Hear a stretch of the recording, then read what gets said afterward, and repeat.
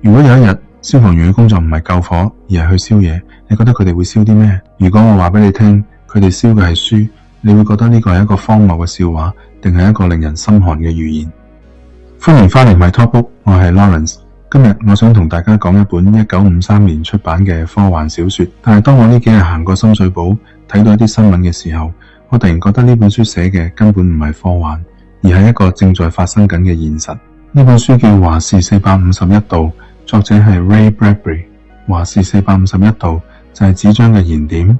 喺書入面嗰個未來世界，政府禁止人民擁有同閱讀書籍。消防員嘅職責就係一旦收到舉報，就衝去人哋屋企，將所有書燒成灰燼。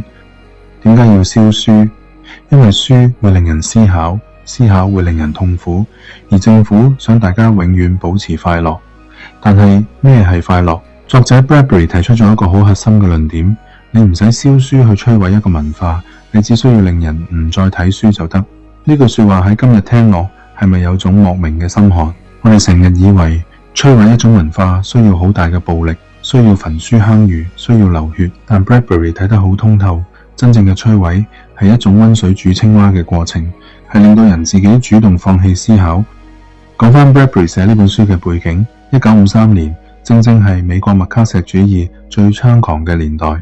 當時參議員 McCarthy 四圍指控人係共產黨間諜、知識分子、作家、導演，一個一個被拉去聽證會質問：你有冇睇過某啲書？你認唔認識某啲人？呢啲問題喺嗰個年代足以毀掉一個人嘅事業同人生。Bradbury 親眼見證住呢一切，佢驚嘅唔係政府嘅暴力，而係社會嘅沉默。佢驚嘅係當恐懼蔓延嘅時候，人會自動自覺咁交出自己嘅自由。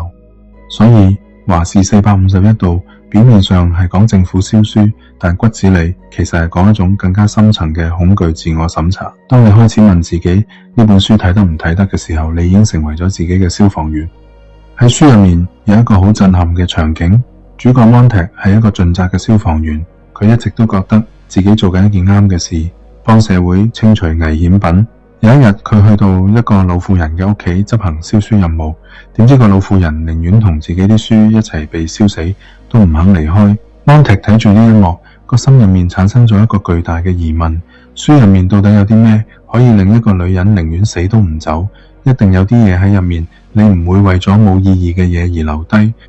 呢個就係成本書嘅轉捩點。Montague 開始偷偷地將啲書帶返屋企，佢發現原來真正可怕嘅唔係政府嘅禁令，而係人嘅自我麻醉。書入面有一個好關鍵嘅隱喻，叫電視牆。當時嘅人屋企四面牆都係大電視，日日播住啲無聊嘅娛樂節目，大家沉醉喺感官刺激入面，慢慢就失去咗閱讀嘅能力，更加失去咗思考嘅能力。Montague 嘅老婆 Mildred 就係一個典型例子，佢日日對住電視牆，同入面嘅虛擬人物做朋友，叫佢哋做 family。但係現實生活中，佢同 Montague 已經冇嘢好講，佢內心極度空虛，甚至要靠食安眠藥嚟麻醉自己。有一晚佢食多咗，差啲死咗，但第二朝醒返，佢完全唔記得發生過咩事。呢個場景令我好震撼，一個人空虛到想死，但又麻木到唔記得自己想過死。呢種狀態同我哋而家好多人每日碌手機碌到凌晨3點，第二日起身又覺得虛無，係咪有種驚人嘅相似？我做品質管理嘅時候，有一個概念叫 normalization of deviance， 即係偏差正常化。意思係當一個錯誤重複發生得夠多次，人就會開始覺得佢係正常嘅。Mildred 嘅狀態就係一種偏差正常化，佢已經唔覺得自己有問題，因為身邊所有人都係咁。Bradbury 其實講緊一個3層審查論，第一層係政府禁止，呢個最明顯，亦最容易辨認。第二層係社會壓力，大家互相監視、互相舉報。書入面 Montague 嘅鄰居就係靠舉報嚟表忠，但最危險嘅係第3層娛樂至死。當你習慣咗唔使思考就有快樂，你就會自願放棄閱讀。你唔係被逼唔睇書，而係你自己唔想睇。呢3層審查喺今日嘅世界全部都存在。第一層，我哋見到書展有書被下架，獨立書店因為賣某啲傳記而被搜查。第二層，我哋見到有人喺社交媒體上舉報某啲書店、某啲作者。第3層，我哋自己每日花幾多時間睇 TikTok， 又花幾多時間睇書。講返香港，呢幾日當我睇到獨立書店因為賣某啲傳記而被搜查，甚至有人因為明知而出售具煽動意圖的刊物被捕嘅時候，我個腦海即刻浮現出蒙踢著住消防服去燒書嘅畫面。一本傳記，一本記錄一個人生平嘅書，點解會變成具煽動意圖嘅刊物？一個書店老闆因為賣書而被捕，呢個同蒙踢嘅世界有咩分別？我喺供應鏈同品質管理做咗20幾年，我哋成日講 risk management 風險管理。喺商業世界，我哋要管理供應鏈斷裂嘅風險，管理產品質素嘅風險。但係當閱讀本身變成一種風險，呢個社會嘅 quality 仲剩低幾多？我哋係咪為咗一種虛假嘅安全同平靜而交出咗自己嘅靈魂？喺書入面，消防隊長 Beatty 對 Montague 講過一段好經典嘅對白。佢話一本書就係隔籬屋嘅一把上咗膛嘅槍，燒咗佢，攞走武器，拆解人嘅心智。邊個知邊個會成為下一個讀書人嘅目標？喺 Beatty 眼中，書真係好危險，因為文字會傳遞思想，思想會挑戰權威，會令人質疑現狀。但係 Beatty 呢個角色其實好複雜，佢自己其實讀過好多書，佢可以隨口引用莎士比亞，引用聖經。佢唔係一個無知嘅人，佢係一個讀過書、理解過書嘅力量，然後選擇站喺燒書嗰邊嘅人。呢種人比起嗰啲從未讀過書嘅人更加可怕，因為佢知道書嘅價值，但佢選擇摧毀佢。Beatty 仲講過一個好有意思嘅觀點，佢話其實唔係政府一開始就想禁書，而係大眾自己唔想睇，因為睇書要花時間，要思考，而思考會帶嚟煩惱。大眾想要嘅係簡單直接嘅快樂，所以書本越變越薄，最後變成摘要，摘要嘅摘要。呢個過程同我哋而家由睇長文變成睇短片，再變成睇10秒鐘嘅 reels， 係咪有種驚人嘅相似？我哋而家每一日都被海量嘅資訊轟炸，我哋以為自己知道好多嘢，但其實我哋只係吸收緊碎片化嘅資訊，我哋失去咗深度閱讀嘅能力，失去咗將資訊轉化為知識，再轉化為智慧嘅能力。呢個正正就係 Bradbury 最擔心嘅事。佢喺1953年已經預見到，問題唔係政府唔俾你睇書，而係你自己唔想睇。當娛樂夠方便、夠刺激，邊個仲願意坐低睇一本要花10幾個鐘先睇得完嘅書？書入面另一個重要角色係 Faber 教授，佢係一個曾經熱愛閱讀，但因為恐懼而選擇沉默嘅知識分子。當安提佢求助嘅時候， Faber 講咗一句好沉痛嘅說話：我哋需要嘅唔係書，而係書入面曾經有過嘅一啲嘢。Faber 認為書之所以重要，有3個原因。第一，書有質地，有細節，佢會真實咁反映生活嘅面貌，包括嗰啲唔完美、唔美好嘅部分。第二，書俾我哋時間去思考。你睇書嘅時候，你可以隨時停低，反覆咀嚼作者講嘅嘢。但係睇電視、碌手機，你只會被動咁接收資訊，冇時間思考。第三，書俾我哋將學到嘅嘢付諸行動嘅權利。呢3點喺今日嘅香港顯得特別珍貴。當我哋身處一個充滿不確定性，甚至充滿恐懼嘅環境入面，我哋更加需要書本帶俾我哋嘅質地同思考空間。但 Faber 同時都係一個充滿遺憾嘅角色。佢坦白承認，當年社會開始禁書嘅時候，佢冇企出嚟反對。佢話：我係一個懦夫，我睇住佢哋一步一步咁收緊，但我咩都冇做。呢句說話聽落係咪好熟悉？當我哋見到書展有書被下架，我哋有冇出聲？當我哋見到獨立書店一間一間咁消失，我哋有冇行多一步去支持？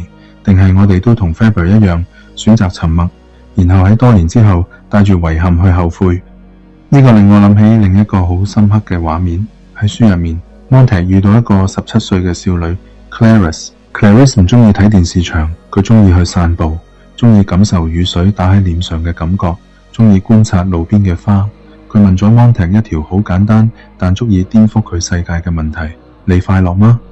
就係呢條問題令 Montague 意識到自己其實一啲都唔快樂。佢只係麻木咁執行任務，麻木咁生活。Clarice 代表住一種清醒嘅力量，一種唔被系統同化嘅獨立思考。但係 Clarice 好快就消失咗。書入面暗示佢被車撞死，或者被政府處理咗。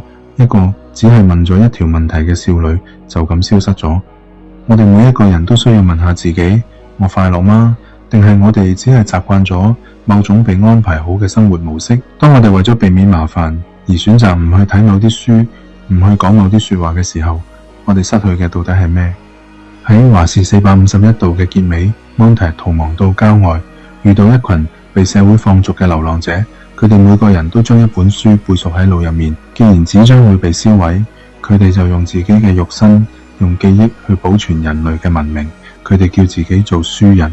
有人係聖經嘅傳道書，有人係柏拉圖嘅共和國，有人係莎士比亞。佢哋行走喺荒野之中，等待住一個可以重新播種知識嘅時代。